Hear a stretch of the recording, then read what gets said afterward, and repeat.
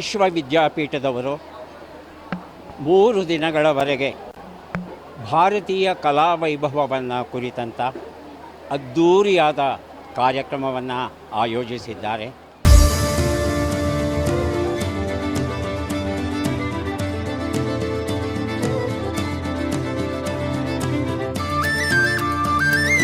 ಕಾರ್ಯಕ್ರಮ ತುಂಬ ಚೆನ್ನಾಗಿತ್ತು. ನಾನು ಡ್ಯಾನ್ಸ್ ಡ್ರಾಮಾ ನಮ್ಮ ಲೇಪಾಕ್ಷಿ ಡ್ರಾಮಾನ ಮಾಡಿದ್ದು. ನಾನು ಡ್ಯಾನ್ಸರ್ ಇದ್ದೆ ಅದರಲ್ಲಿ. ಆದರೆ ಡ್ಯಾನ್ಸ್ ಬಿಟ್ಟು ಡ್ರಾಮಾ ಎಷ್ಟು ಚೆನ್ನಾಗಿತ್ತಾನೆ ನನ್ನ ಫ್ರೆಂಡ್ಸ್ ಮಾಡೋಕ್ಕೆ ನೋಡಿದಾಗ ತುಂಬ ಚೆನ್ನಾಗಿ ಅನಿಸ್ತು. ರಾವಣ, ಲಕ್ಷ್ಮಣ, ಸೀತೆ ಅದು ಆ್ಯಕ್ಟಿಂಗೇ ನೋಡೋಕ್ಕೆ ತುಂಬ ಚೆನ್ನಾಗಿತ್ತು.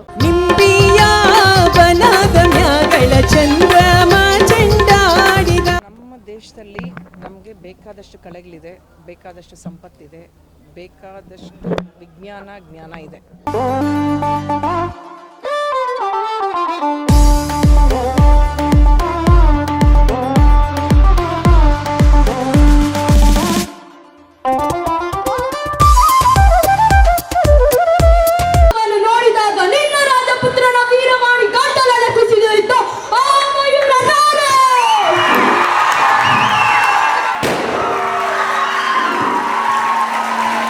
ವಿಶ್ವವಿದ್ಯಾಪೀಠದವರು 3 ದಿನಗಳವರೆಗೆ ಭಾರತೀಯ ಕಲಾವೈಭವವನ್ನು ಕುರಿತಂಥ ಅದ್ಧೂರಿಯಾದ ಕಾರ್ಯಕ್ರಮವನ್ನು ಆಯೋಜಿಸಿದ್ದಾರೆ. 3ನೆಯ ದಿನ ನಾನು ಇಲ್ಲಿಗೆ ಬಂದೆ, ವಿದ್ಯಾರ್ಥಿಗಳನ್ನೆಲ್ಲ ಭೇಟಿಯಾದೆ, ಶಾಲೆಯ ಸುತ್ತ ಓಡಾಡಿದೆ. ಬಹಳ ಸಂತೋಷವಾಯಿತು. ಇಂತಹ ಒಂದು ಶಾಲೆ ನಮ್ಮ ಬೆಂಗಳೂರಲ್ಲಿ ಇದೆಯಲ್ಲ ಅನ್ನೋ ವಿಚಾರವೇ ನನಗೆ ಹೆಮ್ಮೆಯನ್ನು ತಗೊಂಡು ಬಂತು. ಇಲ್ಲಿನ ಆಡಳಿತ ವರ್ಗದವರು ಭಾರತೀಯ ಸಂಸ್ಕೃತಿಯನ್ನು ಕೇವಲ ಹೇಳಿದರೆ ಸಾಕಾಗೋದು ಅನ್ನೋ ಹಿನ್ನೆಲೆಯಲ್ಲಿ ಮಕ್ಕಳನ್ನು ಕರೆದುಕೊಂಡು ನಮ್ಮ ಭಾರತೀಯ ಶಿಲ್ಪಕಲಾ ವೈಭವ ಇರತಕ್ಕಂಥ ಸ್ಥಳಗಳು, ಉದಾಹರಣೆಗೆ ಅದು ಮಹಾಬಲಿಪುರ ಆಗಬಹುದು, ಲೇಪಾಕ್ಷಿ ಆಗಬಹುದು, ಬೇಲೂರು ಆಗಬಹುದು, ಸೋಮನಾಥಪುರ ಆಗಬಹುದು, ಶ್ರವಣಬೆಳಗೊಳ ಆಗಬಹುದು, ಅಲ್ಲಿಗೆ ಕರೆದುಕೊಂಡು ಹೋಗೋದಕ್ಕೆ ಮೊದಲು ನಾವು ಎಲ್ಲಿಗೆ ಹೋಗ್ತಾ ಇದ್ದೇವೆ, ಆ ಸ್ಥಳದ ವಿಶೇಷವೇನು, ಯಾವ ವಿಚಾರಗಳನ್ನು ನೀವು ಗಮನಿಸಿ ನೋಡಬೇಕು ಅನ್ನೋ ಪೂರ್ವ ಶಿಕ್ಷಣವನ್ನು ನೀಡಿ ಅಲ್ಲಿಗೆ ಕರೆದುಕೊಂಡು ಹೋಗಿ ತಜ್ಞರ ನೆರವಿನಿಂದ ಪ್ರತಿಯೊಂದು ವಿಚಾರ ಮಕ್ಕಳಿಗೆ ಅರ್ಥ ಆಗುವ ರೀತಿಯಲ್ಲಿ ಅವರಿಗೆ ತೋರಿಸಿಕೊಟ್ಟು ಆ ವಿದ್ಯಾರ್ಥಿಗಳನ್ನು ವಾಪಸ್ಸು ಕರೆದುಕೊಂಡು ಬಂದು ಏನು ಕಲಿತಿರಿ, ಯಾವ ರೀತಿಯ ಸ್ಫೂರ್ತಿ ನಿಮಗೆ ದೊರೀತು, ಲೇಖನಗಳನ್ನು ಬರಿತೀರಾ, ಚಿತ್ರಗಳನ್ನು ಬರಿತೀರಾ, ಅಥವಾ ಯಾವುದಾದರೂ ಮಾಡೆಲ್ಗಳನ್ನು ರೂಪಿಸ್ತೀರಾ, ಏನು ಮಾಡ್ತೀರಿ, ನಿಮಗೆ ಯಾವ ರೀತಿಯ ಮಾರ್ಗದರ್ಶನ ಬೇಕು ಕೇಳಿ ನಾವು ಕೊಡೋಕ್ಕೆ ಸಿದ್ಧ ಅನ್ನೋ ವಿಚಾರವನ್ನು ಆಡಳಿತ ವರ್ಗದವರು ಹೇಳಿದಾಗ ಮಕ್ಕಳು ಅದನ್ನು ಶಿರಸಾವಹಿಸಿ ಎಷ್ಟು ಸೊಗಸಾಗಿ ಅವರು ತಾವು ಕಂಡದ್ದನ್ನು ನಮಗೆ ಅರ್ಥ ಆಗುವ ರೀತಿಯಲ್ಲಿ ಚಿತ್ರಗಳ ಮೂಲಕ, ಬರಹದ ಮೂಲಕ, ಮಾದರಿಯ ಮೂಲಕ ತೋರಿಸಿ ವಿವರಿಸಿದರಲ್ಲ, ಇದು ಮನಸ್ಸಿಗೆ ಬಹಳ ಸಂತೋಷವನ್ನು ತಂದುಕೊಟ್ಟಿದೆ. ಈ ಎಲ್ಲ ಭಾಗಗಳಿಗೂ ಸರಿ ಸಮಾನವಾದ ವ್ಯಾಯಾಮ ಕೊಡುವಂಥ ಭಾಷೆ ಒಂದಿದ್ದರೆ ಅದು ಸಂಸ್ಕೃತ, ಅದರ ನಂತರ ಕನ್ನಡ. ಆ ಮಗು ಎಷ್ಟು ಚೆನ್ನಾಗಿ ಹೇಳ್ತು ಅಂದರೆ ತುಂಬ ಸಂತೋಷವಾಯಿತು. ಇಂತಹ ಒಂದು ಸಂಸ್ಕೃತಿಯನ್ನು ಈ ಚಿಕ್ಕ ವಯಸ್ಸಲ್ಲೇ ಕಲಿಸ್ತಾ ಇದ್ದಾರಲ್ಲ, ಆ ಹೆತ್ತವರಿಗೂ ಶಾಲೆಗೂ ಅಭಿನಂದನೆಗಳನ್ನು ಸಲ್ಲಿಸ್ತಾ ಇದ್ದೆ. ಸಾವು ಸಮೀಪದಲ್ಲಿರುವಾಗ ಯಾರೂ ಬರುವುದಿಲ್ಲ, ಪಾಪ ಪುಣ್ಯಗಳೇ ನಮ್ಮೊಡನೆ ಬರುವುದು. ಭಯವಾಗುತ್ತಿದೆ, ಹೆದರಬೇಡಿ, ನಾವು ಕದಂಬರು.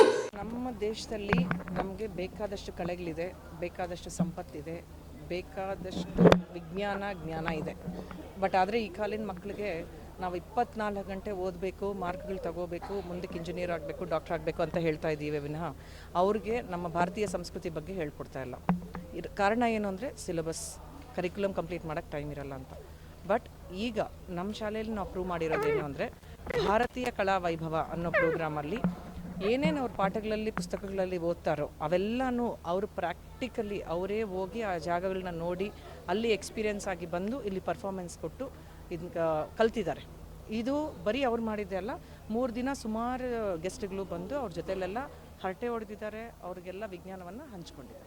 ಬಡದಲ್ಲಿ ಬೆಳೆದ ಮಕ್ಕಳು ಕನ್ನಡಿಗ ಕನ್ನಡಿಗರ ನೀತಿ, ಕನ್ನಡಿಗರ ಧರ್ಮ, ಕನ್ನಡಿಗರ ಸಂಸ್ಕೃತಿ ನಮ್ಮ ನರನಾಡಿ. ತುಂಬ ಚೆನ್ನಾಗಿತ್ತು. ಅವರು ಕದಂಬರಾಗಿದ್ರು, ಕದಂಬರ್ದು ಹಿಸ್ಟ್ರಿ ತಿಳ್ಕೊಳ್ಳೋಕ್ಕೆಲ್ಲ ತುಂಬ ಚೆನ್ನಾಗಿತ್ತು. ಮತ್ತು ಅವ್ರ ಗಂಬತ್ತು ಗಾಂಭೀರ್ಯ ಎಲ್ಲ ಪ್ರಾಕ್ಟೀಸ್ ಮಾಡೋಕ್ಕೂ ತುಂಬ ಚೆನ್ನಾಗಿತ್ತು. ಮತ್ತು ಇಲ್ಲಿ ಸ್ಟೇಜ್ ಮೇಲೆ ಮಾಡಬೇಕಾದ್ರೆ ನಂಗೆ ಸಿಗೋ ಎಂಕರೇಜ್ಮೆಂಟು, ಅವ್ರು ನನ್ನ ಫ್ರೆಂಡ್ಸ್ ಟೀಚರ್ಸ್ ಎಲ್ಲ ಮಾಡ್ತಾರೆ, ತುಂಬ ಚೆನ್ನಾಗಿತ್ತು. ಆಮೇಲೆ ಈ ಇತಿಹಾಸನ ತಿಳ್ಕೊಳ್ಳೋದಲ್ಲೂ ಒಂಥರ ಚೆನ್ನಾಗಿದೆ. ಬೇರೆಯವರೆಲ್ಲ ಬೋರಿಂಗ್ ಆ ಥರ ಈ ಥರ ಅಂತಾರೆ, ಆದರೆ ನಾವು ಆ ಕ್ಯಾರೆಕ್ಟರ್ ಒಳಗಡೆ ಹೋದಾಗ ಅದರದ್ದು ಫನ್ ಸಿಗುತ್ತೆ, ನಮಗೆ ಮಜಾ ಸಿಗುತ್ತೆ. ನಮ್ಮ ರಾಜ್ಯವನ್ನು ಹೇಗೆ ನಮಗೆ ಪಡೆಯಲು ಎಂದು ನಮಗೆ ತಿಳಿದಿದೆ.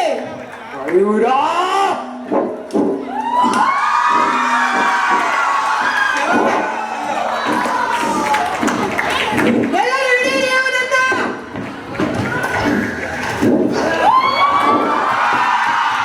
ಕಾರ್ಯಕ್ರಮ ತುಂಬ ಚೆನ್ನಾಗಿತ್ತು.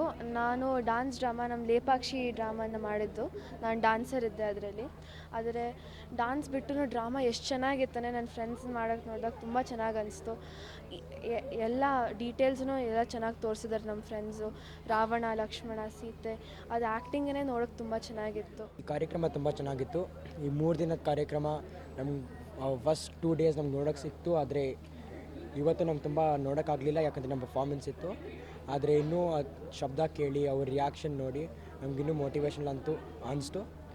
ಆದರೆ ಸ್ಟೇಜ್ ಮೇಲೆ ಬಂದಾಗ ಎಲ್ಲ ಹೋಯಿತು. ನಮ್ಮ ಮನಸ್ಸು ಇಟ್ಟು ನಾವು ಆ್ಯಕ್ಟ್ ಮಾಡಿದ್ವಿ. ತುಂಬ ಮಜಾ ಆಯಿತು. ಇದ್ರ ಮುಂಚೆ ಪ್ರಾಕ್ಟೀಸು ತುಂಬ ಮಜಾ ಆಯಿತು, ತುಂಬ ಕಲಿಯೋಕ್ಕಾಯಿತು. ನಾನು ರಾವಣ ಮಾಡಿದ್ದೀನಿ ನಮ್ಮ ಡ್ರಾಮಾದಲ್ಲಿ. ರಾವಣನ ಬಗ್ಗೆ, ಅವ್ನ ಲಂಕನ ಬಗ್ಗೆ, ಅವ್ನ ಕ್ಯಾರೆಕ್ಟರ್ ಬಗ್ಗೆ ಎಲ್ಲ ಅರ್ಥ ಆಯ್ತು ನನಗೆ. ಅವ್ನು ಬರೀ ದುಷ್ಟದಂತಲ್ಲ, ಅವ್ನು ದೊಡ್ಡ ಶಿವ ಭಕ್ತ, ಅವ್ನು ದೊಡ್ಡ ಮ್ಯೂಸಿಷಿಯನ್ ಆಗಿದ್ದನು, ಅವ್ನು ದೊಡ್ಡ ವಾರಿಯರ್ ಆಗಿದ್ದ. ಅದು ಕಲಿಯೋಕ್ಕೆ ಸಿಗ್ತದೆ. ಈ ಸ್ಕೂಲಿನ ವಿಶೇಷತೆ ಏನು ಅಂತಂದರೆ, ಒಂದೇ ಆ್ಯನ್ಯುವಲ್ ಡೇ ಎಲ್ಲ ಮಾಡಿ ಬಿಡೋ ಹಂಗಲ್ಲ. 3 ದಿವಸದ ಕಾರ್ಯಕ್ರಮ ಇದು. ಏನೇ ಒಂದು ಮಾಡಿದ್ರೂ ಇವರು ಒಂದು ವಿಶೇಷತೆ ಇಟ್ಕೊಂಡೇ ಮಾಡ್ತಾರೆ.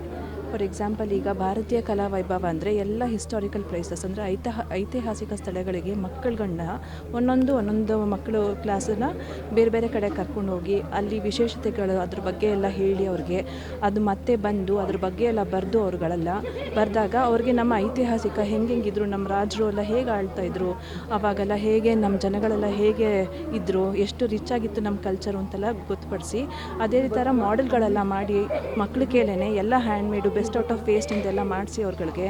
ಆಮೇಲೆ ಈಗ ಅದೇ ಒಂದು ಸ್ಕಿಟ್ ಆಗಲಿ ಅಥವಾ ಡ್ಯಾನ್ಸ್ ರೂಪದಲ್ಲಾಗಲಿ, ಫಾರ್ ಎಕ್ಸಾಂಪಲ್ ಈಗ ಮಯೂರದ್ದು ನೋಡಿದ್ರಿ ನೀವು ಡ್ಯಾನ್ಸಲ್ಲಿ ಫಾರ್ಮೇಷನ್ ಎಲ್ಲ, ಅದರದ್ದೆಲ್ಲ ಒಂದು ನಾಟಕದ ರೂಪದಲ್ಲಿ ಎಲ್ಲ ಮಾಡಿ ಪ್ರಸ್ತುತಪಡಿಸಿದಾಗ ಆ ಮಕ್ಕಳಿಗೆ ನಮ್ಮ ಕಲ್ಚರ್ ಏನು ಅಂತ ಸಣ್ಣ ವಯಸ್ಸಿಂದನೇ ರೂಢಿಯಾಗಿ ನಮ್ಮ ಸಾಂಸ್ಕೃತಿಕ ವ್ಯಾಲ್ಯೂಸ್ ಎಲ್ಲ ಗೊತ್ತಾಗುತ್ತೆ. ಇದು ಒಂದು ಒಳ್ಳೆ ಕಾರ್ಯಕ್ರಮ. 3 ದಿವಸ ಕಾರ್ಯಕ್ರಮ ನಡೆದಿದೆ. ಮಕ್ಕಳು ಮತ್ತು ಟೀಚರ್ಸ್ಗಳು ಎಲ್ಲ ಸೇರಿ ಭಾಳ ಒಳ್ಳೆ ಪ್ರದರ್ಶನ ಕೊಟ್ಟಿದ್ದಾರೆ ಲಾಸ್ಟ್ 3 ಡೇಸಲ್ಲಿ.